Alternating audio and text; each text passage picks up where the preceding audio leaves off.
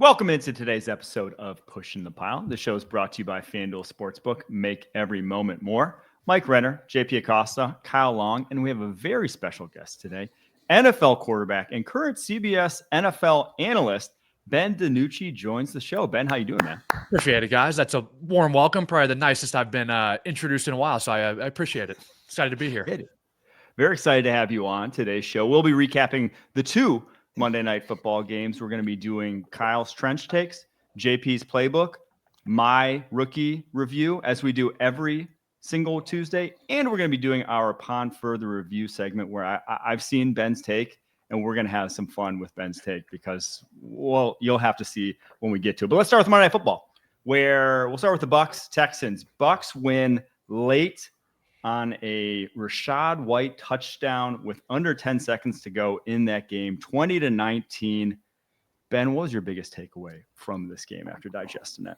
I thought it was a good game. I'm going to go to the middle of the fourth quarter when the Texans had a couple plays on the goal line, 1st and goal, 2nd and goal, 3rd and goal. I didn't particularly love the 4th and goal play call where they rolled CJ Stroud out to the left, kind of the out route by number 1, the corner out by Nico Collins. I've got PTSD from that play. I lost the national championship in college when I was at JMU on that exact same play. So I didn't love it. You're kind of shutting half the field down for the quarterback, rolling the quarterback left, not necessarily his dominant side. But I thought it was a good game. It was entertaining, but I would have liked to see a little bit of different play calling from the Texans there down the stretch. Ben, I have a question for you on splitting the field in half and going the wrong way, okay? Because, obviously right-handed quarterbacks, they want to stay right because it gives you the ability to keep that momentum you have towards the pylon if your guy doesn't separate, if he doesn't show you eyes or hands. Do you feel like you just can't?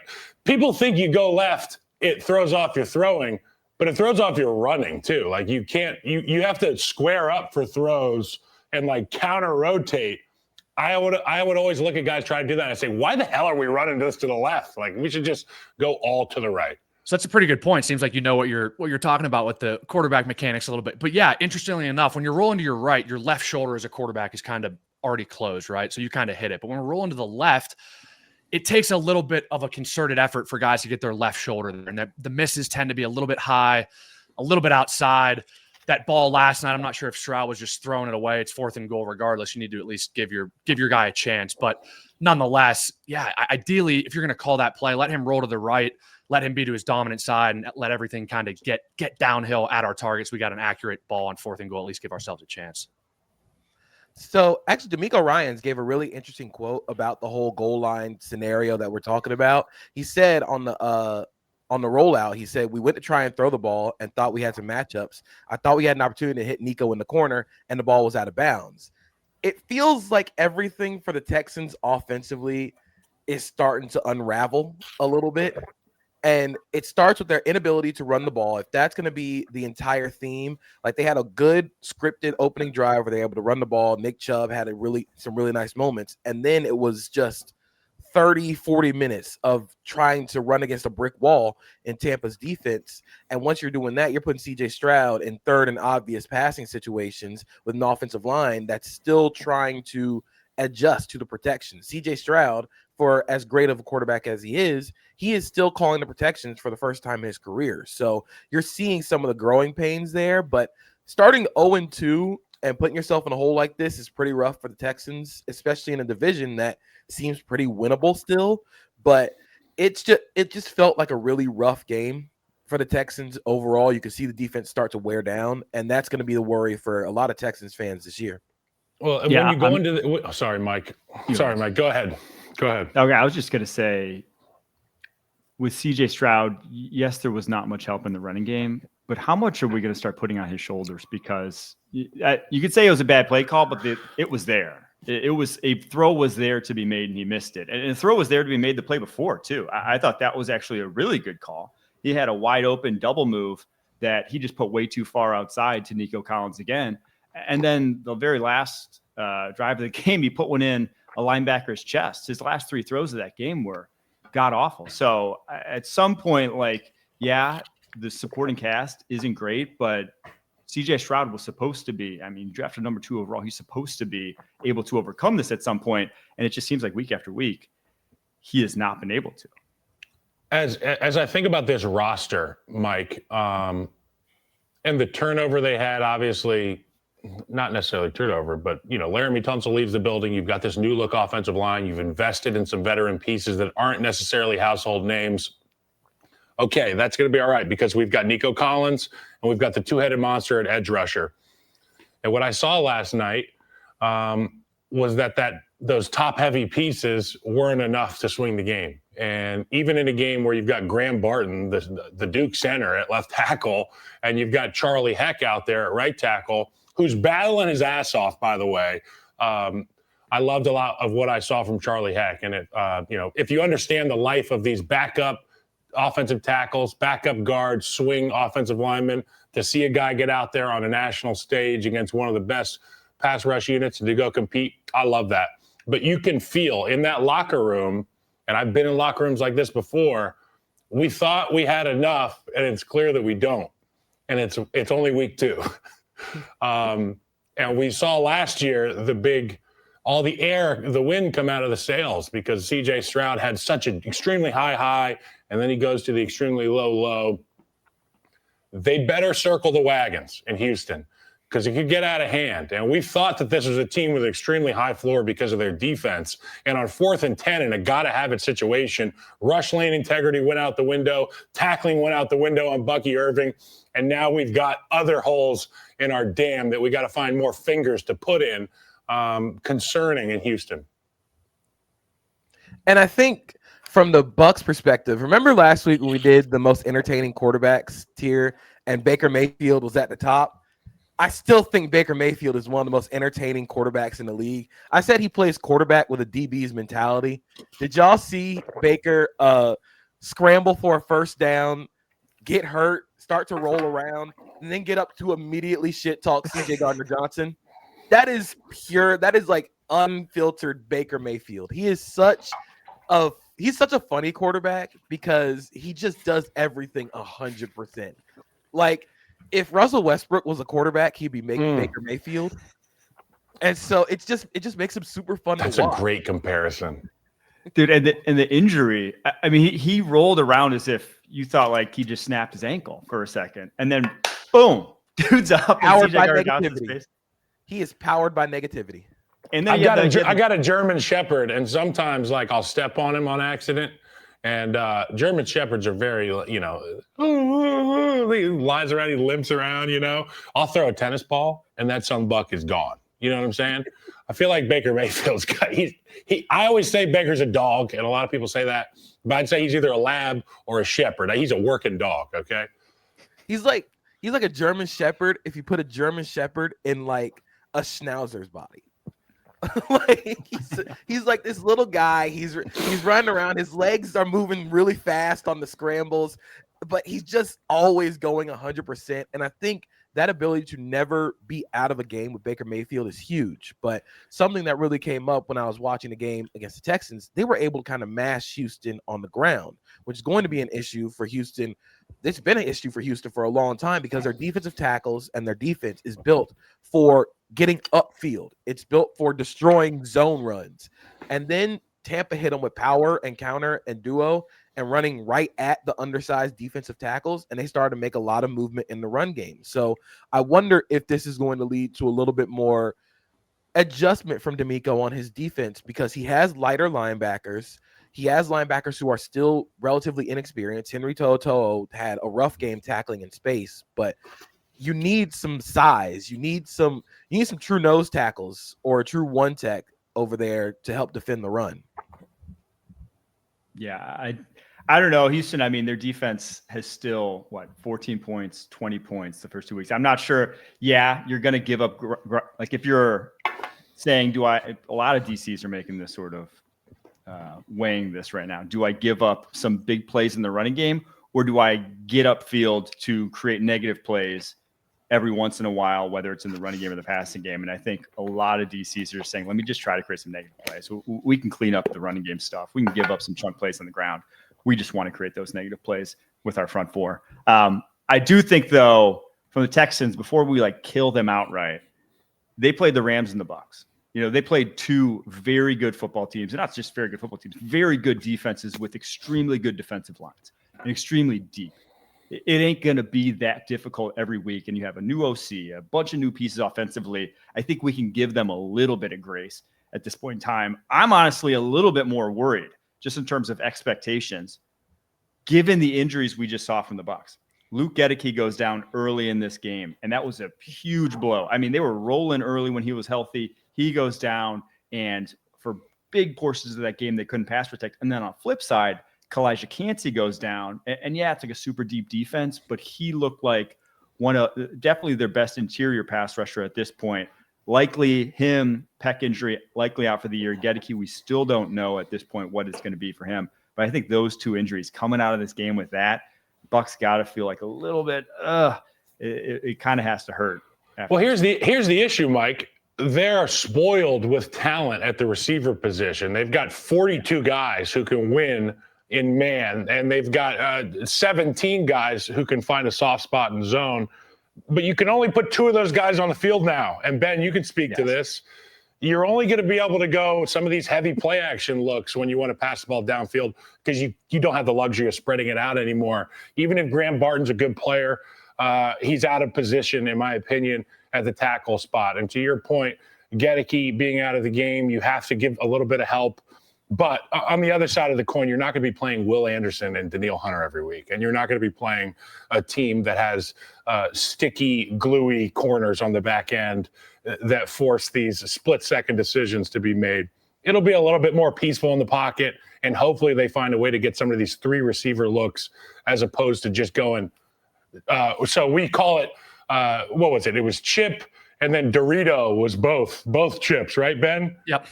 Dorito means term, yeah. Both our tackles need help. Okay. And I think you kind of hit the nail on the head there. And if you're Tampa Bay in this offense, I think the luxury of getting 1 or 2 of your tackles back is going to allow you to get more guys out in the pass progressions, right? I think you saw last night, you saw a lot of chips from the tight ends, from the running backs, helping these tackles on that D line from the Texans. So obviously you're not going to play a D line every week that's got as much firepower as those guys had last night. But ideally, injuries at this part of the season are tough. It's got to be next man up mentality. But if you can shore this pass protection up from Baker, ideally, then you can start using 11 personnel a little bit more, get the slot receiver out in the progressions, get a couple guys going out. So it's not, the defense doesn't just have to lock on to 2 receivers every time and say, hey, let's get to the quarterback. Yeah, I had to laugh. There was one rep. I think it was Danielle Hunter when he went to like a Euro step against Graham Barton. Just one in a blink of an eye. And Ben Bredesen was just getting like his ass kicked on a bull rush. And I'm like, that is literally Tristan Wirfs. Like that is him giving up his injury, giving up a pressure at both of those positions. That is. Let's get to the Chargers game.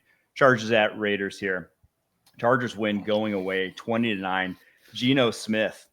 Oof, a rough one. He was watching Arch Manning the last 2 weeks. I want to hear your thoughts on this, Ben, because we haven't seen this Geno Smith rear its head in a while. 3 picks for him in this one. What happened here?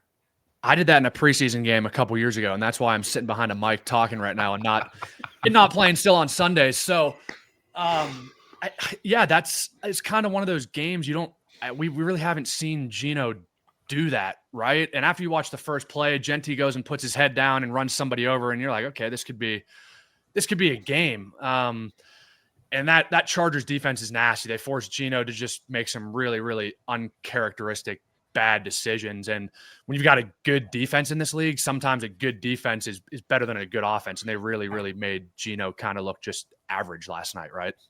Yeah, and I think the biggest thing was that big number is 15 passes defended for the Chargers defense, which is the most in a single game since 2021.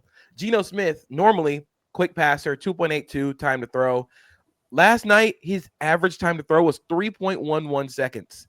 And you could feel it watching the game. There was nothing open downfield. Ben, I don't know. Of course, I want to know how you sort of attack a defense that is so smart on the back end with their pattern matching and just constricting everything downfield, because it felt like the Raiders just didn't have any answer. Yeah, last night felt like your typical don't be greedy from the quarterback position, right? Use your legs, use your check downs, don't force balls in a game where there's not going to be a lot of possessions, right? As a quarterback, sometimes the most important thing is just making sure we've got the ball at the end of every play, whether it's a punt, whether it's throw the ball 30 yards out of bounds.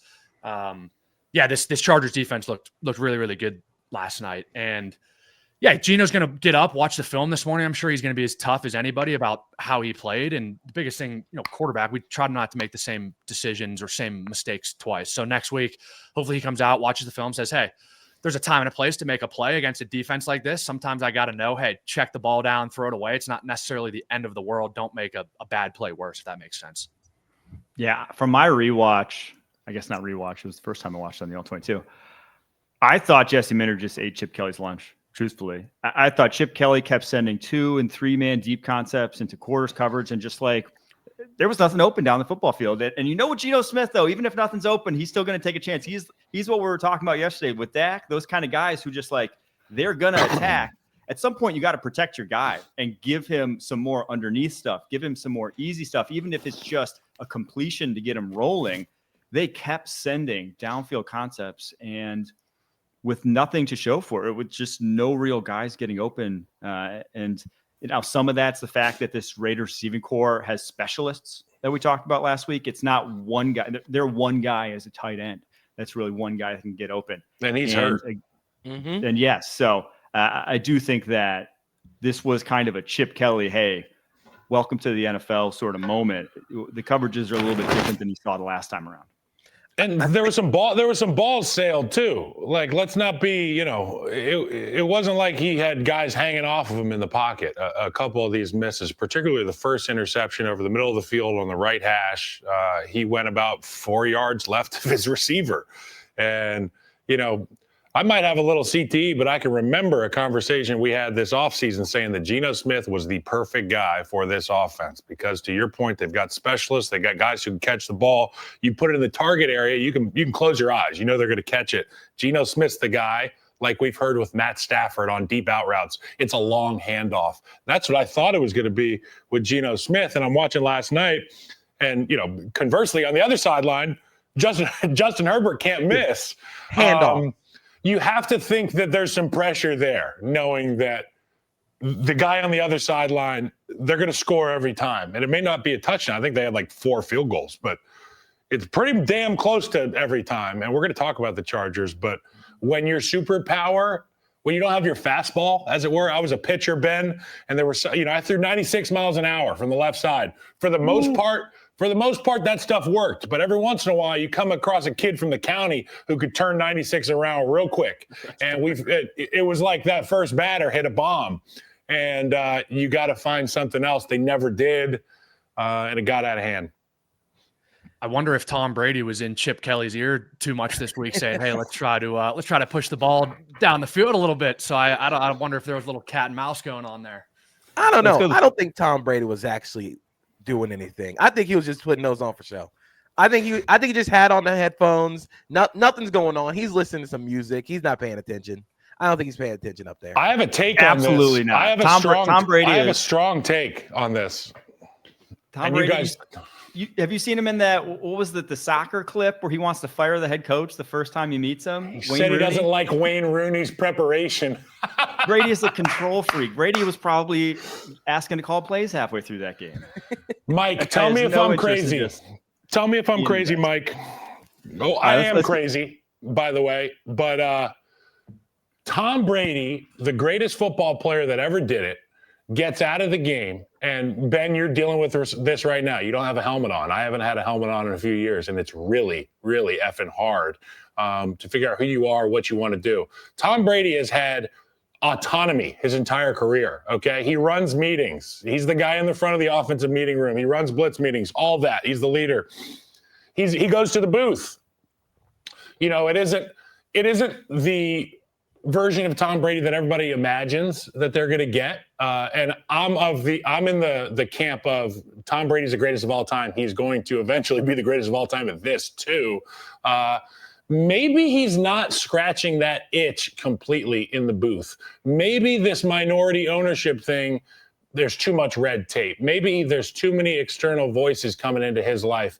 And maybe what we see in the coming years is him finishing his deal with Fox, and stepping right into the role as the Raiders head coach when Pete Carroll ages himself out. I'm just saying, we heard rumblings this week about him being involved in the game plan. Pete Carroll obviously denied those rumors, but there's that red tape we're talking about. Tom was in the booth last night. Tom last week said he has a very important announcement to make. I didn't hear an announcement. Did you guys hear an announcement? Was it the flag football thing? That's what I thought it was. Nah, that's not what it is, I don't think. I think it's bigger than that. I think there's something else in the water here. And I think our guy Tom Brady wants to immerse himself in the National Football League again.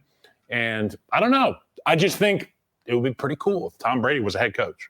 He's the shadow OC of the Raiders right now. He's like the Ra's al Ghul of the guy in the shadow room and Deal or No Deal, who's just like, he calls down to the field level every once in a while, making the offers. Let's wrap with this though. Let's talk a little Justin Herbert, because obviously through 2 weeks he's been excellent. Chargers offense, they're humming. They're 2-0. Is there anything they're doing differently this year, Ben, or is this just kind of he's got more talent around him now at the receiver position?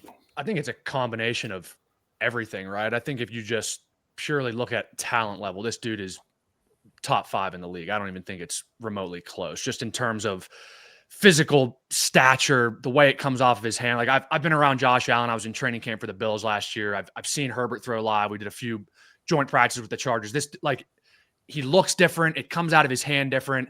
I think Harbaugh's done a really, really good job of just saying to him, hey, you've got guys around you. Let's play within ourselves. We got a really good defense. I hate to use the term game manager with Justin Herbert, but essentially that's what these quarterbacks are to a T are taught to do. Manage the game. The coach is calling you to play, get us in the right spot, get us in the right check, make the right throw. Don't turn the ball over. I've been really, really impressed with how he's played these last couple of weeks. In week 1, specifically, there were a few throws that he made against that Chiefs defense that if he doesn't make, that's a totally different ball game. So I've been really impressed with how Herbert's looked, how it's felt from that offense. I think there's a different feel there this year than there has been in the years past. And I think one thing that's really stood out to me, especially with the Chargers this year, is they're throwing the ball and they're using play action even without the actual threat of a good run game right now. And the way they're doing it is they're putting big tight ends. They're putting Scott Matlock on the field. They're running 12, 13 personnel. And even without having the run game get fully up to speed, I think Amarian Hampton had like 23 yards on 9 carries, fumbled the ball at the end of the game. Their play action ability is still super good. I think they're first in the NFL in neutral pass rate right now. So that's like 69%, which is insane for a team like the Chargers, who last year their early down pass rate was 56%. So it's jumped up in a big way to start the season. And the way that they've been able to basically like turn Justin Herbert into, we're going to win this because of you, and we're not going to try and hammer against a wall in the run game. Yeah, I think the run pass thing is big. They're just saying we're more of a passing team now than ever did last year. But also, I think it's interesting that Justin Herbert has, to me, used his legs more than ever in the past. He is on pace to scramble twice as many times as he did last season through 2 games. Like, he is actually, when nothing's there, you're seeing him turn into an athlete more. And I think that's keeping the offense on track and making them willing to call more passes in this offense. And I think, shoot, you can put even more on his plate the way he's playing right now. The guy is playing some god dang good football. Bro, it's like when Joe Brady became the guy for Josh. We went from watching this guy, Josh, who was special, become a superhuman, and you really feel like Joe Brady was like, we're going to give him the keys. Like, don't even say anything to me. And you talk about doubling his rush attempts. I would like to think it's probably cut in half the running play attempts, which puts the keys in Justin's hands. We say, well, they're throwing the ball down the field more. By the way, every time I looked up, it was a chunk play for this offense down the field to a different guy. Even Quentin Johnston's getting throws and catches. I mean, the rushing goes up when you throw the ball more, when you got a guy like Justin Herbert. You know, I played with Mitch Trubisky, and Trubisky was a guy where if he got through his progressions and he decided he was going to take off, he became a real dangerous runner. I think that's the trend in the National Football League now. And guys like Herbert, guys like Allen are actual X-Men, and Ben got the chance to be around Josh. And you know how big he is. And if you're Josh Allen and the play breaks down, you're not going to sit there and bake a marshmallow. You're going to get out of there and go get it yourself. Same with Justin Herbert. Real quick before we get off this game, Derwin James was freaking incredible last night. Like, it was a monster game for him. The last interception, he's running with the middle receiver in Tampa 2. He was blowing people up at the line of scrimmage. The first stunt that they ran on the Geno Smith sack, where Derwin James runs head first into the right tackle and picks him for Khalil Mack, and Khalil Mack ends up getting the sack. How many safeties can you ask to go do that in the NFL and then go run with the middle receiver in Tampa 2? Derwin James has been truly unleashed in this defense, and it's super fun to watch him just kind of fly around and just make plays. It was incredible watching him last night. Yeah, I still remember Derwin James as a true freshman at Florida State, bull rushing a Florida right tackle, literally throwing him backwards as a true freshman safety. Guy's a freak. Diane Henley's a freak too. Those two guys are superstars in that second level of that defense. All right, we got to get off Monday Night Football. We could talk about this all day, but we got to get to our trench takes, JP's playbooks, the Rookie Report coming up right after this. You can always count on Sundays with the NFL on CBS and Paramount Plus. So even if you can't count on accurate expiration dates, that is a rookie mistake, or people appreciating your fashion sense, Jim, the crowd is not on board here. you can always count on Sundays with the NFL on CBS, streaming on Paramount Plus. Glad we wear our good jerseys. Yeah. All right, guys, welcome back from the break. Thanks for joining in. We got Ben DiNucci in the house, JP Acosta, Mike Renner, and myself, Kyle Long. Now it's time for the trench take, okay? Sponsored by Nationwide. Just like any good O-lineman can protect the quarterback and open lanes for the run game, Nationwide offers great insurance and great financial services. Nationwide is on your side. Okay, trench takes. Every week, I get to kind of empty the notebook or talk about the two things that stood out, 3 things, 4 things some weeks. This week, it's 2 things, okay? I want to shout out and highlight the job that this Indianapolis Colts offensive line has done. And I'm going to read you a couple things outside of the most important thing, the wins and the losses, all right? And the revitalization and the renaissance of Daniel Jones's career. So obviously Daniel Jones is second in the National Football League. He's almost got 600 yards passing. Jonathan Taylor's got 236 after 2 weeks. Tyler Warren looks like a Pro Bowler already. Nobody's talking about this offensive line, though. And I heard Mike Renner all offseason talk about how this group is one that this offense is one that we just don't know about because they've got so many guys who have skill on the outside. You've got this basement floor with Anthony Richardson if things don't go well. And then, oh my God, Daniel Jones comes in and Shane Steichen's looking brilliant. Jonathan Taylor's looking like the guy that we know. The offense is rolling. I just think that none of this happens without investment into the offensive line. None of this happens without young players stepping up with the right veterans in the room. But when you can be tops in the league in pass and run after the first 2 weeks with a new quarterback, with a quarterback controversy coming into the season, it speaks volumes about your unit. I love the leadership in that room, and obviously they've got some talented football players. I just wanted to give a shout out to the Indianapolis Colts for their first 2 weeks, and I hope they get to keep it rolling because, look, it's an offensive lineman's league. People say it's a quarterback-driven league. I think it's an offensive lineman-driven league, all right? Just trust me, all right? I've done this thing a couple times with a couple different quarterbacks. Colts have a good one. The other trench take I have, and I'll let you guys get back to the Colts here in a second, but I want to tip my cap here as well. I want to discuss my displeasure with the evolution of the tush push. The obvious disadvantage to defending it. What about it's illegal now? And what's changed over the years? I was a guy that said I love the tush push for a very long time. I said if you can't stop it, get bigger guys. Get guys who want it better. Get guys who can get underneath Jason Kelce. And then Cam Jurgens comes in and does the same thing. And I said, well, I guess it's not just Hall of Famers that can make this play happen. The pieces have changed up front for the Philadelphia Eagles, but the success remains the same. The thing that stands out to me that bothers me the most about the tush push is that we have disregarded the rules as they pertain to the neutral zone. And Ben, you can speak about the neutral zone, but I'll tell you this. There was a demilitarized zone between the defensive line and the offensive line that we are not allowed to breach prior to the play. Now the Philadelphia Eagles, that's their real estate pre-snap. Not only that, they are moving forward before the ball is snapped. It is an unfair advantage. It is not clean football. I have an issue with it. I'm not saying take the tush push out of the game entirely, but let's start enforcing this thing fairly, okay? Let's start enforcing this thing fairly. I am all for the Philadelphia Eagles getting a giant chunk play, getting down to the 1 yard line. Everybody in the stadium knows it's coming. Line up and get your oatmeal defense because you're going to get the tush push. But we can't just do this cheap version of the tush push the entire way down the field, okay? That's a performance-enhancing design, okay? That is the PED we need out of the National Football League. I'll let you guys start with the Colts. I'd like to hear your takes on the Colts. Is it fool's gold, Mike? Do you believe what you've seen from the Colts? And then I'll hear your trench takes on the tush push.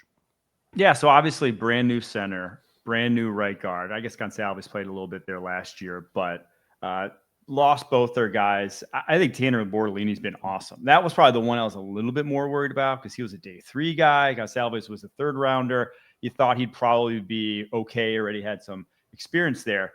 But Bortolini was super undersized. If you watched him come out of Wisconsin, the guy had play strength issues. And weeks 1, weeks 2, I mean, he's been a value add in that running game. This was always, I mean, left tackle, left guard, right tackle. Those guys, you know, Raymond, Nelson, Smith, those guys are great run blockers. That's kind of the heart and soul of this team. And you just thought, you know, if you can get something out of these two, you could have something. And I think they do. I think they're right back where. And then also Daniel Jones is just playing with better timing than you ever saw last year for Anthony Richardson. Like, it was a very good offensive line. It has been a very good offensive line. You just haven't had the quarterbacks behind it to take advantage of it. And now I think you do. And that's why I said, you know, this is DJ's best situation ever. You know, it's maybe his best offensive line ever. Maybe his best, not maybe his best, definitely his best receiving core he's ever had. So I think you're finally seeing the fruits of that. And I think something that's really helped out Daniel Jones and this offensive line is they're getting so much opportunity after the catch. Right now, the Colts are 7th in total yards after the catch. Last year, they finished 31st. They haven't been able to be explosive and be dynamic and have the ability to make a 4-yard gain into a 6 or 7 after the catch. Those small, like, hidden yards really matter, especially with a quarterback like Daniel Jones, where you don't want to have them in these obvious passing situations. The offensive line has played incredible. They've been able to run the ball. They've been able to get yards after the catch. And with Daniel Jones, if you ask him just to make a couple throws, he can make a couple throws. And I was actually really impressed with how they played against the Broncos interior defensive line. That is incredible. They've played really well for the next, like, what's now, like, season and a half, 2 seasons. And they were able to kind of slow them down a little bit. So I've been really impressed with how they've played. It's going to get a lot tougher going forward, but I've been impressed with that offensive line. Guys, I've got one stat for you that really should tell you all you need to know about how this O-line plays. This team hasn't punted one time the first 2 games of the year. It's the first time in NFL history that's ever happened. That's a direct correlation to how this offensive line is controlling and dominating the line of scrimmage, right? Jonathan Taylor had 25 carries for 160 yards, 2 catches for 50 yards. Daniel Jones hasn't had a turnover, high completion percentage, getting the ball out of his hand, letting these receivers make plays. So if your offense is staying on the field, that's a direct correlation to, you know, my O-line is playing really well. Daniel probably feels like his career is revitalized in a way, right? Came from New York where felt like he was getting hit every play, had the world on his shoulders. Now he's coming out, he's got a legit run game, he's got a legit O-line, and probably, like you guys have said, the best receiver room that he's been around. So I know it's early, it's 2 weeks, but feels a little bit like Sam Darnold in the Vikings-ish last year, right? The verdict's still out, but I think Daniel Jones is in for probably a career year in this offense behind this line. Now let's get to the tush push because everyone and their mother wants to talk about it. Philly fans will shout you down on X if you discuss it. So we're going to discuss it here so we don't get verbally abused. What's more American than having this discussion, though? That's right. Yeah, here's the thing. you can make rules in the NFL that just say it's unappealing. It's unappealing football. It's what the game, kind of used to be at heart, but like you're saying, Kyle, it is difficult to litigate. I think we should at least have clarity around things like the neutral zone, things like being able to push from behind, whether that should be allowed or not, the way it used to not be in the NFL. And it just is not exciting. When you watch a game, and like I said on the show yesterday, over 10% of a team's offensive snaps are that play. It ruins bad ball because it's just you can't visually. It's unappealing to watch. You can't tell what the hell's going on as a viewer. So, did you guys used to play GoldenEye? Did you guys play GoldenEye? Are you old enough, Ben? JP, are you old enough? I don't think I was old enough for GoldenEye. So in GoldenEye, it was one of the first-person shooters where you got to choose your character prior to choosing the map and going and playing against your buddies. You could play with anybody, 007, you could play with Natalia, the love interest, or you could play with the bad guy, Trevelyan, I believe his name was. And then there was a character by the name of Odd Job. And Odd Job was about 4'3". His hitbox was half the size of 007. You couldn't see him when you ran around the corner. It was an unfair advantage, and it was one that required group discussion prior to playing the game. Nobody's allowed to play with Odd Job. It's unfair. This is Odd Job. This is Odd Job, and somebody's got to stand up and say it. There's no way to stop it. There's no way to stop it unless we force the Philadelphia Eagles to play by the rules. So this is sort of similar in a way to if you watch basketball, you know how there was this whole conversation about Shai Gilgeous-Alexander kind of baiting fouls and kind of using his elbow to create space when you really can't extend the elbow because that'll be an offensive foul. But Shai Gilgeous-Alexander, Jason Tatum does it. Chris Paul, who mentored Shai Gilgeous-Alexander with the Thunder for a little bit, was the king. Chris Paul is still the king of pushing the rules to their absolute limit and seeing what the refs will do about it. That's what the Eagles feel like they're doing. Like, I understand, like, they are in the neutral zone. Like, they're in the neutral zone. They did false start. But at the end of the day, like, it's the ref has got to call it. And I wonder if this is going to be the moment where if the ref sees it, now that they've been notified, now that they've been told, hey, look out for this. Now is the time, like, you go and start calling those flags. That was something when I was growing up playing football, my dad would always tell me, like, hey, if they're holding you, go tell the ref, like, hey, watch out for this. He's going to tug on my jersey when I do this. Make sure you're there. I wonder if this is the moment where now it's like they start to call this like they call the push off in basketball. I wonder if the tush push becomes like the NFL version of the push off. The only problem I have with it is it takes a little bit of the element of fun and surprise out of the game, right? If you get in 2nd and 1, 3rd and 1, 4th and 1, and you're the Eagles, you already know what's coming, right? You see Jalen Hurts line up under center, and you're like, oh, here we go again. Part of watching football, you got 3rd and 1, 4th and 1, put the quarterback in shotgun. There's a run threat. There's a pass threat. You don't know what's going on. Yeah, the problem I have with it is just I've seen enough videos on Twitter over the last 48 hours of the guards in the neutral zone and moving before the ball is snapped and this, that, and the third. I think there needs to be some regulation. The refs just are going to have to throw the flag at some point, right? If I got to leave early, I would be in the Hall of Fame. If I got to leave early every play, I would never have been injured. Yeah. And we would have won every Super Bowl. I would have been Hall of Fame. Probably I'm not opposed but you get the point. Banning sneaks altogether. I think is that the end point of this? Because when they said the tush push, what did they clarify that as is when they asked to ban it?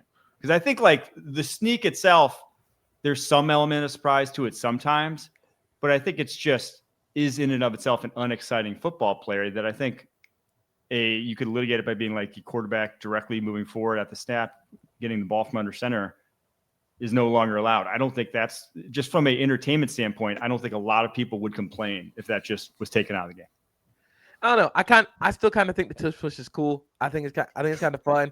I Again, I was sort of like Kyle at first. My whole thing when people said they didn't like tush push, I was just like, lift bigger weights. If you want to stop the tush push, like get in the gym. So I do still think if you want to stop the tush push, get in the gym or go find Vita Vea. But you have to be able to get them to play within the rules. And again, I wonder if them jumping early is going to lead to a little bit more penalties that we see on the tush push. How do the Eagles sort of adjust to this now that everybody sees like, okay, this is a flag? Okay, that was a lot of fun, and I'm glad we got to do this. I'm glad Ben was here for that. So that was the Trench Take, sponsored by Nationwide. Nationwide is so much more than a great insurance company. They're one of America's largest financial services companies, too. For your insurance and financial needs, Nationwide is on your side. Nationwide Investment Services Corporation, member FINRA, Columbus, Ohio. That's a big OH for you folks in the Midwest. All right, JP, your playbook.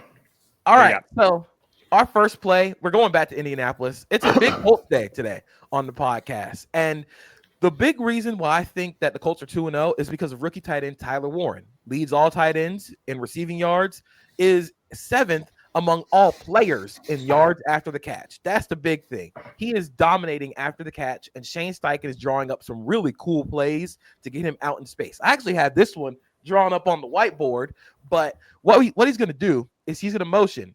Number 84 right here. He used to be number 44 at Penn State. I don't know why they made him change it. Honor Dallas Clark a little bit.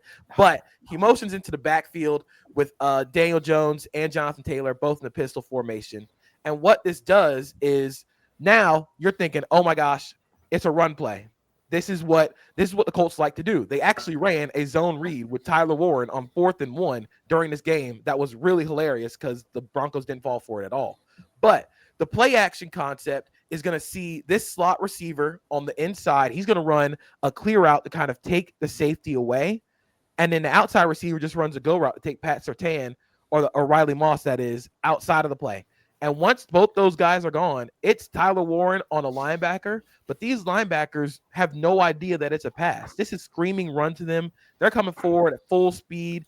And Tyler Warren just slips right out into this wide open vacant space, runs for 44 yards. His ability to be dominant after the catch is something that Shane Steichen has really sort of used to push this offense forward. They run a lot of screens for him. They design plays for him. They design carries for him.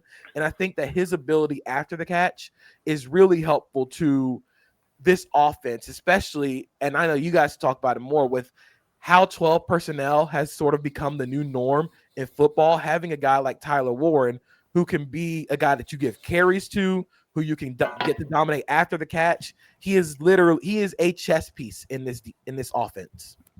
Could have been a bear. Kyle, I just want to clarify though. On that play, Colson Loveland also would have gained 41 yards. He did nothing that Colson Loveland wouldn't have done there. So would they have got him the football, Mike?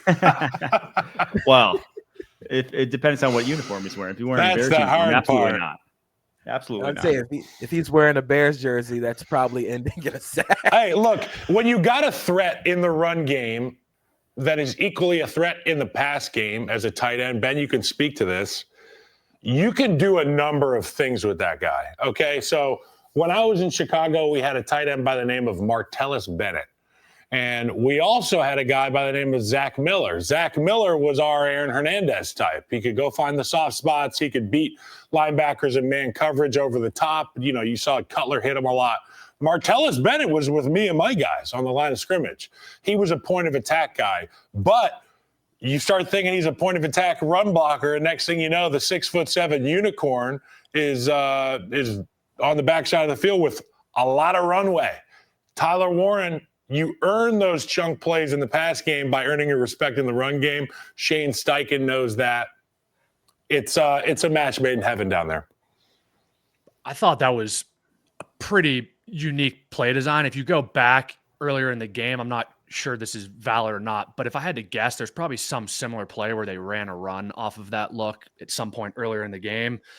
If not, regardless, you see that play all the time, except that over route from Tyler Warren's not coming from the backfield. It's just coming from the single receiver, right? So ideally that play is great versus man coverage. It's great versus zone coverage. Everything about that play that the Colts ran tells you we're in heavy personnel. This is going to be duo. This is going to be inside zone.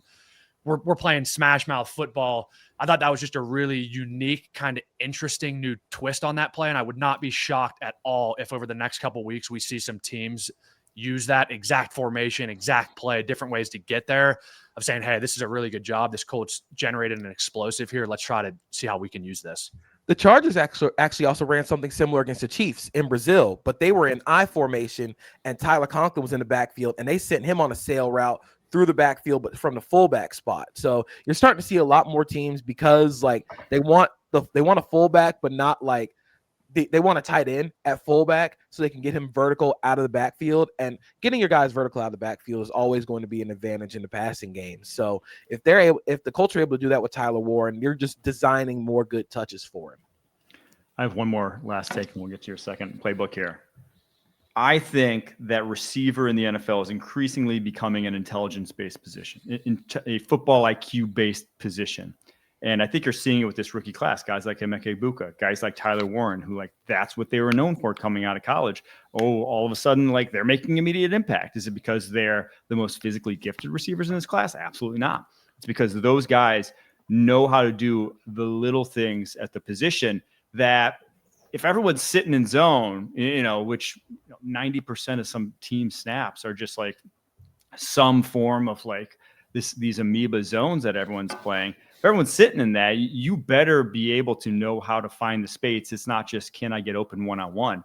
And guys like Tyler Warren, guys like Emeka Egbuka, you trust them to be on the same page as your quarterback routinely, and those guys get the production early on.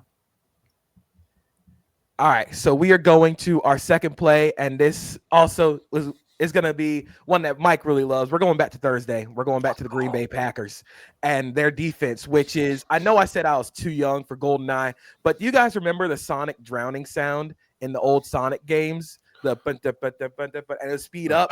That's how it feels to play against the Packers, I imagine. Because what they do and why they went and added Micah Parsons is because he gets quick pressures. He's going to be in the quarterback's face immediately. And what Jeff Hafley has done is he has made those quick pressures and matched them with some really cool coverage variations that make the quarterback either hold on to the ball, or because Micah Parsons is getting there so quickly, it's got to turn into a check down. So the Packers here, obvious third down. They're in a mug front. Micah Parsons is this big guy right in the middle, starting over the left guard. Spinner. The spinner. That's a problem. He is a problem. Kyle, I want to ask you, how do you prep for a guy like Micah Parsons who wins with speed and change of direction, especially when he lines up over that guard or center? Prayer, holy water, steroids, perhaps invest in a giant net that you could throw at him. Do anything you can. No, in all honesty, and Ben can echo this sentiment, every week you got to deal with the known rushers, and you're probably going to have a guy that you're going to circle and say, he is also the Mike, because we're responsible for him. And in this case, it's Micah Parsons. Wherever he lines up, I don't care if he's next to the assistant coach. Coaches always say this: if Johnny runs off the sideline, we're blocking Johnny. You know what I mean? Like, we have to know where he is. And it frees up so many other guys up front to be able to go win one-on-one opportunities. I think about guys like Lucas Van Ness and Rashawn Gary, who the production hasn't quite been there. And Mike, you can agree or disagree with that, but now you get an opportunity to have some big time swings, some big time at bats in the game. And with Micah Parsons drawing so many eyes, so much pre-snap communication, if you don't think Jaden Daniels is looking at Micah Parsons to try to help out his center, who is also looking at Micah Parsons, who is waiting to tell his guard what the hell they're doing, you're wrong. And that opens up so much more for Jeff Hafley to do on the back end, understanding that chaos will be there, whether or not Micah gets home. I think it was 9 pressures. Pressures don't show up in the sack department, but I can promise you this, as an offensive lineman, we remember every single one of them, and so did Ben. Yeah, look, JP, Kyle, you know this as well, but I'm just looking at the picture right now. There's 8 threats on the line of scrimmage, right? Regardless of who's coming, regardless of where Micah Parsons is at, just being able to line up in this and telling Jaden Daniels, hey, you got to think for an extra split second on the line here. Even even if we drop into coverage and only rush 4, putting another thing on Jaden Daniels' plate, slowing him down a little bit at the line of scrimmage. And for Hafley, this defense not necessarily having to bring pressure on third downs on big plays and just letting this front 4 get to the quarterback. I think, yeah, Micah makes this team bona fide contenders right away, right? And if you've seen it the first 2 weeks, this defense has been dominant. And making Jaden Daniels think is kind of the crux of this play. And Mike, you can talk about a lot with how the Packers have sort of weaponized Micah Parsons and how he's elevated everybody else on this defense. I think that also includes Jeff Hafley, because you see the picture right here. Daniels, we've seen inverted cover 2 in the NFL. We've seen it a lot. But what happens is Micah Parsons wins immediately, and then the sonic drowning music starts to happen, and you're like, oh, crap, we got to get this ball out. It's third and obvious. He has to check the ball down, and then the Packers swarm, make the tackle, and you're off the field. That's sort of what the Packers want to get you to. They want to make sure that you have to think for a long time once you get the ball, and then Micah Parsons is in your face in like 2 seconds. And I'll say this, the Packers have, when you have one guy, Micah Parsons, who's a uniquely gifted one-on-one rusher, that's just basically like he's going to win every time sort of guy. They have the kind of athletes that if someone's a touch late elsewhere, you're toast. That if you put a guy in an awkward spot and he's got to find a bull rushing Lucas Van Ness coming at you at full speed, who's 270 pounds, runs a 4.58. Like, they have big athletes. Van Ness runs a 4.58. Rashawn Gary runs a 4.58 at like 265. Quay Walker runs a 4.52. Edgerrin Cooper runs a 4.51. And then Micah Parsons runs in the 4.3s. It's like all those guys in that front. Devontae Wyatt runs a 4.77 at over 300 pounds. Kobe Wooden ran a 4.79. Like, these guys are explosive. So like, if you aren't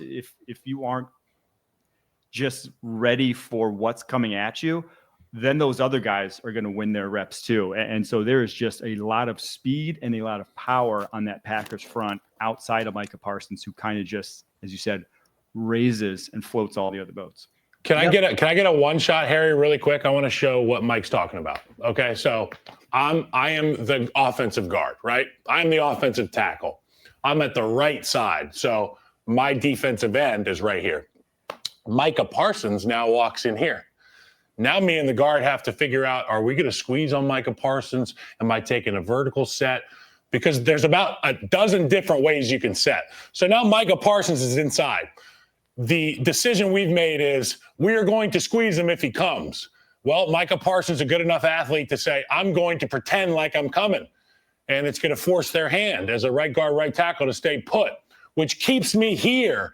You know who's still out there? Rashawn Gary. When Micah Parsons bails, Rashawn Gary is as explosive an athlete as you can think of, and he's coming right down your chest. Your feet aren't going to be there in time. You're sped up, and then that sonic music starts playing, even for the tackles, and that's when you get the pocket that collapses. It's a great point by Mike, and it just threatens so many people in so many different ways, puts so much stress on the protection. It's going to be a nightmare all year for teams against the Packers. And Kyle, while all that's going on, Jaden Daniels still has to know where you guys are going, who he's hot off of. He's got to communicate to his receivers. And while all that's going on, 8, 7, 6, the play clock's ticking. Then you start clapping your hands. There's a lot that's going on. I need the ball. Make sure you go block Micah Parsons. There was actually a play in that game where I think Jaden Daniels is up against the clock, and he's trying to get the ball, and Micah Parsons they're trying to chip Micah with Jeremy McNichols to help Josh Connerly, and Micah Parsons just runs through both of them. Like it's like one like rip move, and he's through to both of them. And Jaden Daniels has to scramble. He ends up getting like flipped by like Javon Bullard, and it's just, again, like you guys have said, with Micah Parsons on the field, that clock is so much faster. Like you say, you're counting down from 8. With Micah on the field, you're counting down from 5 because he's going to be there instantly. And once your clock is moving that quickly, the defense is won. Once they've dictated how you're going to play offense, they can play any game that they want. Boys, I think I need a cold shower after that one. That one got me going. Thank you, JP. All right, let's get to my rookie report. 2 guys I wanted to highlight. I want to highlight some down the board guys. These are role players. These are your day 3 picks that they're going to play for a while. They're going to do a certain thing for you. They might not do much more else, but they are going to be good in that role. The first one I want to highlight is Ravens defensive tackle Aeneas Peebles. Pick 212 out of Virginia Tech via Duke. Undersized DT. I mean, you can literally tell from that picture he's undersized. You can sometimes just tell that guy is a fire hydrant body. He's 6'1", 290. So this guy's never going to be your every down, just any position, right? Like there's some plays in the Buffalo game. They put him in a goal line, and James Cook, the touchdown he had in that game, just ran right through his gap because he couldn't get off the block. You're going to struggle with that when you're an undersized DT, but he is quick as hell. He had 2 pressures in week 1, and then this past week, he has a rep against Joel Bitonio in the passing game where he kicks his ass, a rep against Wyatt Teller. Those are good guards. Maybe not Pro Bowl, maybe not all pro at this point. They were maybe in the past, but still very good guards in the NFL. If you are a rookie in your second game in the NFL, doing that to them, that is a good signal. And for a Ravens team that basically thrives on this rotation of their front 4 and just getting a guy who's fresh on the field on the third down who can do that from a rookie class in the 6th round, that's a heck of a pick for the Baltimore Ravens. It goes back to the hockey line thing we talk about with the Eagles and the way they won the Super Bowl last year. They just rotate guys in every single play. If Milton Williams got tired, you bring in Moro Ojomo. If Jordan Davis went off the field, you could bring in other guys. And the Ravens have that sort of hockey rotation up front. The fact that you can have Aeneas Peebles as your third down pass rusher, essentially, you can get him on the field in certain like passing situations. And the fact that he's able to win with quickness, he's able to beat those guys that you talked about with initial quickness and burst, which is what he showed at Virginia Tech. That is something where I think he is going to continue to grow as a player, but he is able to help the Ravens right now. You know who else is 6'1", 290 and an absolute nightmare for offensive guards in pass protection? Ed Oliver. And when I take a look at that guy's body type and you watch this Ravens group play, these are the guys that are difference makers on third down, okay? Like I would rather play the guy that's 6'4", 310 pounds, 7 days a week, because these guys have wiggle. They attack edges.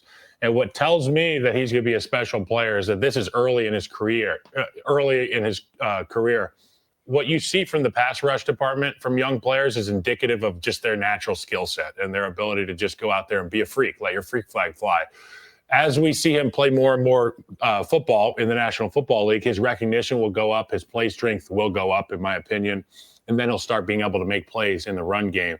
Because as much of a mismatch as he is in the pass protection department, when he starts recognizing run and where it's going, he can end plays really quickly. I've seen it. I've had my face crossed a number of times by guys that are built like Mr. Peebles here, and I still have a little bit of PTSD about it.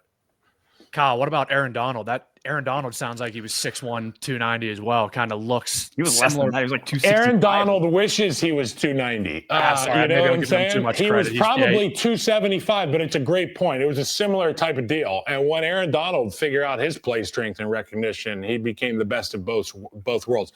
Thank God the year that we played the Rams, I was the right tackle. So the only time I got to deal with him was on double teams. And actually, after the first double team we ran on him, he looked at me after the play and he said, "Hey, Kyle, you know, every time you look at me, I know you're going to double team, right?" And I was like, "Thanks, Aaron." I was an all-pro at the time. He was like a rookie. I was like, "Thanks, bro." Hey, guys, stop looking at him. All right. Second rookie here to highlight. And again, this guy ain't going to be an all-pro anytime soon, but he could be the piece that puts this Buffalo Bills team over the edge in the AFC. As crazy as that sounds, but let me explain. It's 5th round tight end, Jackson Hawes. Pick number 175 out of Georgia Tech. If you talk to any draft analyst, they would tell you this is the best run blocking tight end in this draft class. And he's looked like that through 2 weeks, but it's not just that, because he's been awesome in the running game. It's what they've changed schematically there in Buffalo that's making them more dynamic. If you think back to last year, they used to use Alec Anderson as a 6th offensive lineman a lot, almost 10 snaps a game. They used him in that role to get some heavy personnel looks, to see what the defense would match from it. And they ran a lot out of it, but passed a little.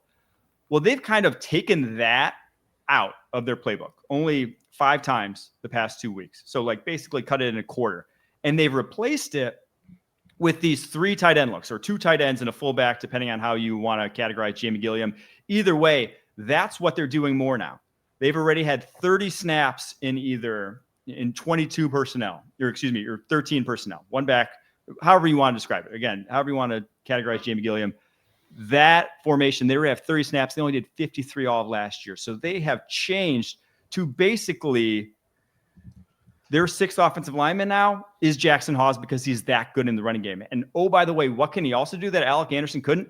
Get down the football field. You saw him have that 29-yarder against the Ravens, one of the plays that kind of kicked off their comeback. That was Jackson Hawes at the goal line. Had another catch this past week. So it's allowing them to be more flexible from those heavy looks and not waste a guy purely as a pass protector when they do want to pass out of them. And Jackson Hawes, man, I think he's making this a more dynamic offense. It's crazy to say about a run blocking tight end, but he's going to play in the league for a long time and going to be a big-time value add for this Buffalo Bills team. Do you guys remember Lee Smith also played for the Bills, run blocking tight end? Massive. That's Jackson Hawes. They drafted Jackson Hawes, and I was like, okay, they wanted Lee Smith again. And his ability, like you said, not only to be a factor in the passing game downfield, but he can dig those defensive ends out. He can really block those bigger guys, something that Dalton Kincaid isn't necessarily able to do. And again, when the Bills' offense started changing a little bit, I called it the Chiefsification of their offense, because now with Dalton Kincaid, they just keep adding tight ends onto the field and force teams to respect their 12 and 13 personnel in the run game by going into base. And once you get into base against this team, they have 3 tight ends who can all get down the field and make plays against your linebackers. So their ability to, again, we talked about with the Packers with dictating the play, the Bills are able to dictate your personnel groupings on the field and decide whether you want to stop the run or stop the pass on whatever play just by having Jackson Hawes on the field. Aaron Kromer is a sick puppy. And you know what? I love that even though they have an MVP, I think the most important unit or position on that team is the offensive line. And to have a guy who can blend well with that unit, and Ben, you can speak to this, all the heavy stuff that they enjoy doing in Buffalo. It's nice to have a guy come into your huddle and not have to report. When a guy reports, it's kind of the easy button for the defense. They're like, okay, watch the big guy, okay, new center.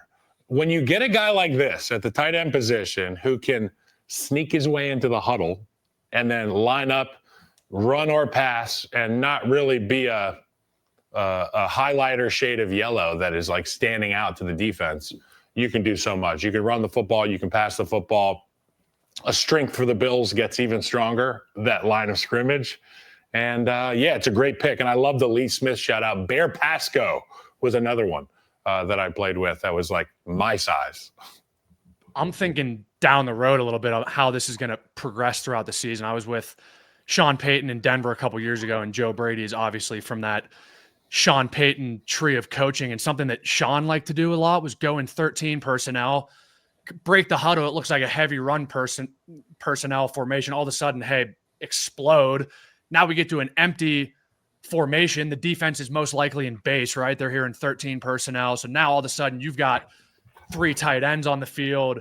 And I'm just thinking for the Bills, right? Kincaid, Knox, and now Hawes. You're going to have a matchup somewhere, right? If you're in base coverage, you're expecting man coverage, some type of zone. There should be completions, mismatches all over the place. And then you got the threat of Josh Allen out of the backfield too. So I think that's going to be a good kind of utility knife for that offense to use the rest of the year. The best protection that I ever ran coming from Aaron Kromer, also a Sean Payton guy. And when I got into the league, we had a protection. It was called Buster Solid protection. You know Buster Solid. Yep. Buster Solid means we're going to pretend like we're running the ball left. It's not naked for an offensive line, but it's like go bludgeon the guy next to you, and your guy behind you is going to hit your guy, so on and so forth. It's a low-risk protection that allows you to take shots down the field. So it's a play fake, and then you get Josh Allen setting up where the right tackle would set up. That's the launch point.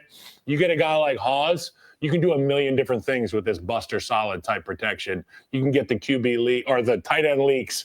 You can go on the backside of the play and get into that giant runway to catch and run for 30 yards.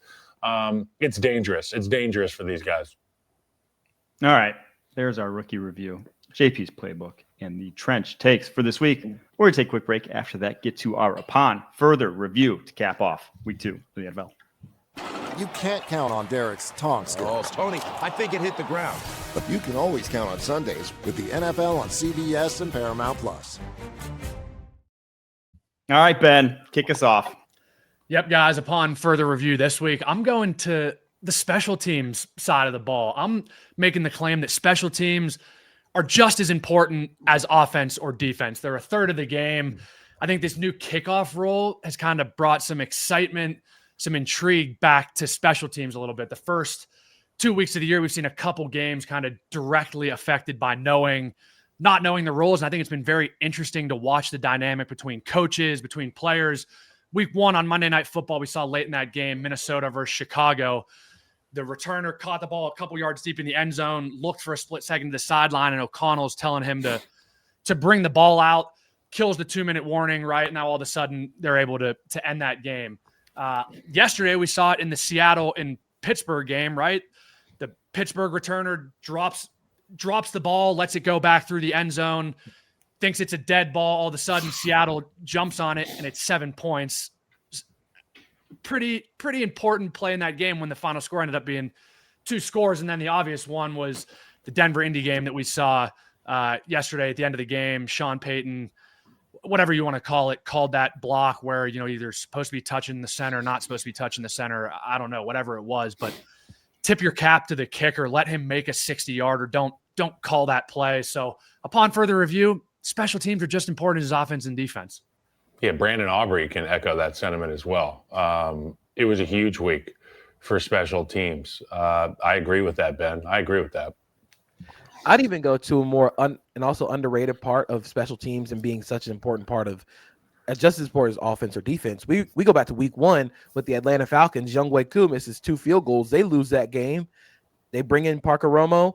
They win 22-6. He gets most of their points because they have a kicker they can trust. And I think having that kicker, you never really know you have a good one until you see a bad one come in. And once the bad one starts missing kicks, it's like, oh, we need these points. We're going to need these at the end of the day. So having a good special teams unit, like you said, Ben, it separates the good teams from the great ones. And I know people hate the word momentum in football because it's hard to measure and it's not always, not always the most tangible thing, but special teams plays can be the most demoralizing plays on a football field. Or a catalyst for a scoring drive. If your returner brings it to the 40, we're taking the field. Ben, you and I are going to run out of that field and be like, we're going to go score right now. We're getting points. Yeah, I'm good. Let's go. And on the flip side, a missed field goal puts your defense on the field and they're like, we just didn't get points there. And they're not happy to be going out there right then and there. So they are bigger plays than just what happens on them. But I do think the smart teams at least should have seen the kick return thing coming. If you are throwing Caleb Johnson out there, if you're the teams who had no plan at returner from either this past year's draft or this past year's free agency, and you're kind of just rolling through guys back there, knowing how valuable of a play it is. That's on you. That's on you. I think the coaching, GMs that... Did you hear Mike Tomlin give his report when they asked him about... They said, do you guys work on that? And he said, every day of our lives. But they didn't play for it because Caleb Johnson should have be back there returning kicks for you. But alas, I can't get on board with it being as important as O&D, but it is something that if you are a well-run franchise, that you have to pay as much attention to as O&D, because how you do anything is how you do everything. And if you're letting that go by the wayside, you're probably letting other things organizationally go by the wayside that you should be paying attention to. I like it, Ben. All right, JP, what's yours? Mine, I promise I didn't say it's just because Ben is on the pod today, but having a backup quarterback you can trust means so much. Is a luxury for a lot of teams. I think about this week with Mac Jones starting for San Francisco with Brock Purdy out, putting up 26 points, getting a win. You go to Jake Browning, who once again ripped my favorite team's heart out in Cincinnati on Sunday. And just having a guy that can run the offense and will get the ball to your best guys. I think that's something that Jake Browning does really well. Regardless of how good you think he is, he does one thing well in that offense, and that is he finds Jamar Chase, he finds T. Higgins, and he gives them the best chance to go make a play. Mac Jones, whatever you think of Mac Jones, he finds the stars on that team, and he's able to give them a chance to make plays. With all the quarterbacks that we've seen now, like they're going to miss time. Jaden Daniels might not play on Sunday. J.J. McCarthy is going to be out. Do the Vikings trust Carson Wentz to go out there and just get the ball to Justin Jefferson and T.J. Hawkinson? Do the Commanders trust Marcus Mariota, who has been in that offense he was backup last year? So having a good backup quarterback you can trust to run the offense, especially on short notice like this, it helps. It's such a luxury, and it keeps the offense just afloat until your starter gets back. I think it's especially important too. 17 games, and they're talking about adding an 18th. It's like with each game that gets added, the risk of your quarterback missing a little bit of time keeps going up, by 1/16th and then 1/17th. Like it's going to keep going up. So, and if you can just stay afloat, because like you said, a lot of times the margins are so razor thin in the NFL that you can still win some games if you have a backup, if you're a talented enough team outside of that. Not only can you win some games, there are certain teams that require a little bit of a change to the recipe. I played with one of the most supremely talented quarterbacks from an arm standpoint in Jay Cutler. And I was a rookie, so I didn't know anything else. Jay Cutler went down week 7. Josh McCown came in, and I remember he threw for like 400 yards. And I was like, oh, these guys are all really good. And they give us a unique set of skills. And I remember the thing that stood out to me about Josh McCown was he was giving his players opportunities down the field. It was Alshon, it was Brandon, it was Martellus. And people listening, you might be too young to remember those names. But my point is this. Let's say Chad Henne coming in for Patrick Mahomes a couple years ago. I still remember. Also against the Jaguars. You remember that play? He had to get the first down. I think it was the Browns. There was a play as well where he had to go right side of the field, make a play. You never know. If your quarterback takes a big hit, he may have to go to the blue tent. Even if he checks out and gets the green light, the game doesn't stop, dude. There's 2 series that happen when you got a quarterback on the field that's not your starter. So it's imperative to have a good backup. And I know that leads us to Mike's next point, which is I wholeheartedly agree with. So yeah, mine's in the same vein, and it's not only obviously having a deep roster to the original point of 17 games, 18 games, injuries are going to happen. We've talked about it. Certain teams being demolished, the Vikings, their offensive line, the Cardinals, their cornerback unit. Your offensive line nowadays is only as good as your 6th offensive lineman. Your 6th offensive lineman is a starter in today's NFL. He is going to start probably half the games. At minimum, like your 6th offensive lineman, with how often injuries strike at that position, will see a ton of time. If Justin School is your 6th offensive lineman, you're going to get your quarterback hurt as well, as we saw with the Minnesota Vikings this past week. You're going to get demolished up front. If there is one guy that can be game planned for and attack consistently, it will make you play offense with your hands behind your back. Invest in depth, draft offensive linemen every single year. And that's why when you throw away a bunch of top 100 picks, which the Vikings have done, unfortunately, in the past handful of years, it's just tough to maintain depth along the offensive line. If you're waiting to day 3 to always address your offensive line, those guys, more often than not, look out of their depth playing at the NFL level. And we're seeing it with certain teams around the league. And it's good to remember, to remind your GMs all offseason.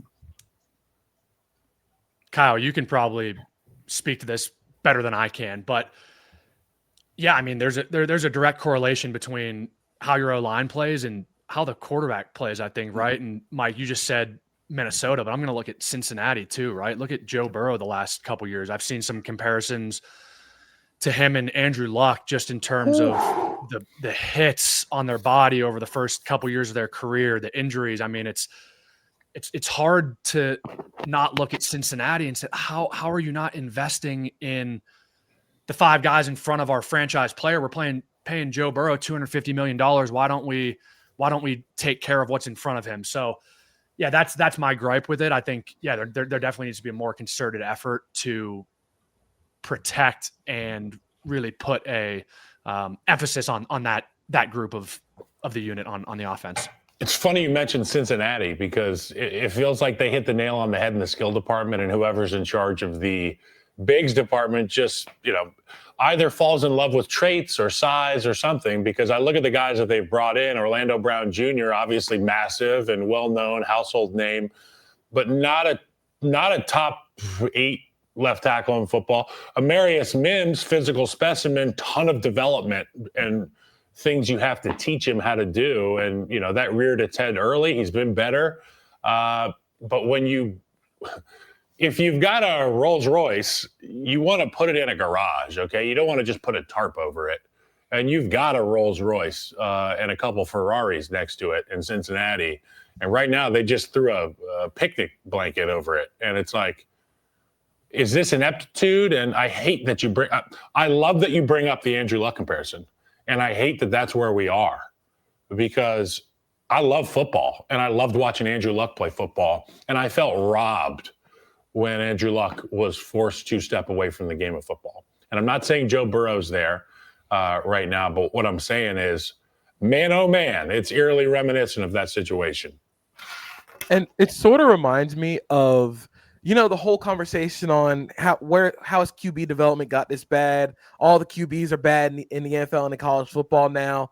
But I do think there's an aspect of a lot of these guys get drafted to teams early, and then they just go, hey, we got a good young quarterback. He'll fix everything.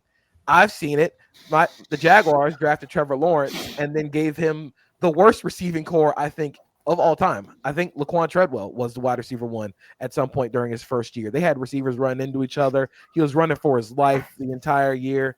But the best teams are able to insulate their young quarterback, the face of the franchise, with a good offensive line. And I think investing picks into the offensive line, investing capital into the offensive line means so much more to QB development than anything else. You can say like, oh, we're just going to get our guys reps. We're going to go get him on the field. Just let him learn the NFL like in real time.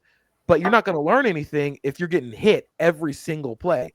So I think this point about having a good 6 offensive linemen goes into a much larger point of, again, the offensive and defensive lines are the most important positions in football. If you can't win up there, if you're not good up there, everything else sort of falls apart. Since the Bengals were brought up, and since I said on yesterday's show that I think this might lead to the Burrow injury, might lead to a house cleaning. We'll see, because Duke Tobin's been there like forever. But I thought maybe house cleaning of not only head coaching staff, but front office. Duke Tobin's top 100 picks along the offensive line since that 2014 offensive line that was like so good, one of the best offensive lines in the NFL, 2014, 2015. Since then, Cedric Igboehe picked 21, Jake Fisher picked 53. Jake Fisher. Billy Price picked 21, Jonah Williams pick 11, Jackson Carman pick 46, Marius Mims pick 18, and then Dylan Fairchild pick 81. At some point, some guys just got to say they don't got it. And I don't think Duke Tobin tried. I mean, something's just not working. Can I tell you a funny story I heard about Jonah Williams? And I want to fact check this with you guys. Jonah Williams was an all SEC left tackle, right? Yep. Mm-hmm. Yep. So obviously I know a lot of guys that used to be players that are now coaches or scouts. Ben, you know how this goes. You're just buddy with a lot of guys. They end up in buildings. And then you've got like an insider. Somebody told me that when Jonah Williams was coming out in the pre-draft process, they ask you these questions to gauge how you'll respond, right? And they asked him, what would you think if we put you at right tackle? And I think he said, quite frankly, I'm an all SEC left tackle, and I would probably just laugh at you if you asked me that. And that was one of those things where I was like, damn. I don't know. I guess playing in the SEC leads you to have a certain, Is that like Lamar telling the Ravens, Shador telling the Ravens he didn't want to get drafted in the 5th round? Can we By put the that way, up there with that? Unbelievable. Unbelievable. I don't know what's true anymore. But you know what I do know is true, and this is actually going to be my what are we calling this here? This is my upon further review. And let me explain. Okay, so quarterbacks, they have a lot of money. And when you have a lot of money, you usually join these country clubs. And when you join the country clubs, you usually end up playing golf. And when you play golf, you are essentially going through 18 holes of risk analysis and working your way. So I heard Ben discussing what they're asking out of quarterbacks. And it's like, we just want to get that ball. We just want to continue to have the ball, even if you need to throw it 30 yards out of bounds or take the check down or don't. That's what golf is, okay?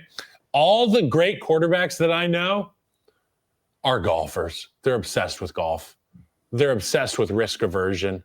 And when they get the opportunity to take a shot, oh, this is a par 5. It's wide open. I'm hitting driver big time here, okay? I really think that there is a correlation between successful golfers and successful quarterbacks. Josh Allen, Aaron Rodgers, Patrick Mahomes. I'm sure Tom Brady's a good golfer. The examples are endless.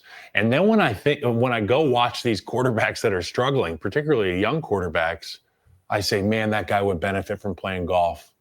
And then I go watch the Atlanta Falcons play. And Michael Penix and Kyle Pitts have been golfing together. And Kyle Pitts is suddenly emerging as a guy. And Michael Penix has a plan. And he's never too high and he's never too low. And it reminds me of some of the best golfers I've ever seen.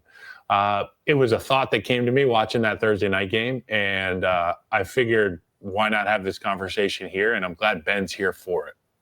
I actually think that's a pretty fair assessment. I was golfing yesterday, and whatever hole it was, it doesn't really matter. But my drive did not find the fairway. I was behind a tree. And just mentally, you're taking yourself, do I want to try to hit over this tree?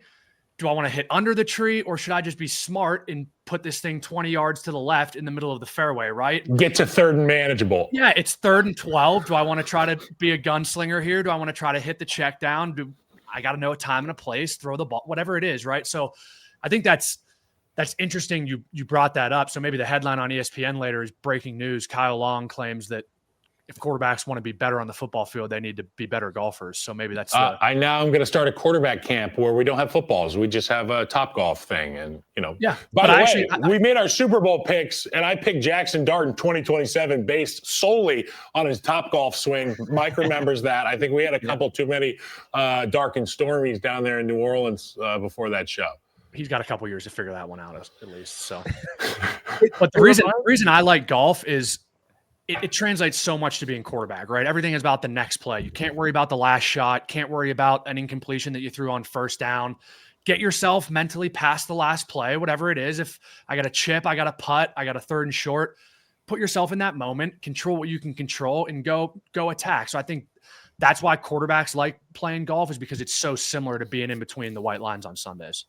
And I think there's also an aspect of the touch that requires to get the ball up and down. They talk about a lot in golf, getting the ball up onto the green without it rolling after. And the person I think of is CJ Stroud, who also plays golf. And the way that I've described him throwing a football is he's like a golfer putting one onto the green, where it just has just enough touch to get over the linebacker, in between the safety, right into his receiver's hands. And I think that touch aspect it goes into what both you guys have said about just being able to see the field, see the golf, see the course, and get the ball exactly where you need to be without any of the rolling, without any of the extra stuff. Yeah, I mean, kinesthetically, it is a precision rotational sport, which is literally what you're doing throwing football, right? So if you can be precise in a even larger movement with the golf ball, with the golf club, you probably can also be precise with your arm in a football. And it's also all the other things you mentioned about the mental aspects as well, I think apply. But I like that take, Kyle. I think that's a good take. Thanks. Sam Bradford was a good golfer, I'm pretty sure. There's been a handful. Sam Bradford, one of these guys in the Andrew Luck, Joe Burrow conversation. We never got to see Sam Bradford be Sam Bradford. I don't think people understand how damn good that guy was. The man was accurate. With JP, if I had as much touch with a golf club as I had with a football, I'd never look at a football again a day in my life. So it's easier. Sometimes it's easier said than done. Let's pump the brakes a little bit. All right, Ben, really appreciate you joining the show. We will be back tomorrow doing our tiers as we do. You guys have a lot of fun every Wednesday. Until then, keep pushing.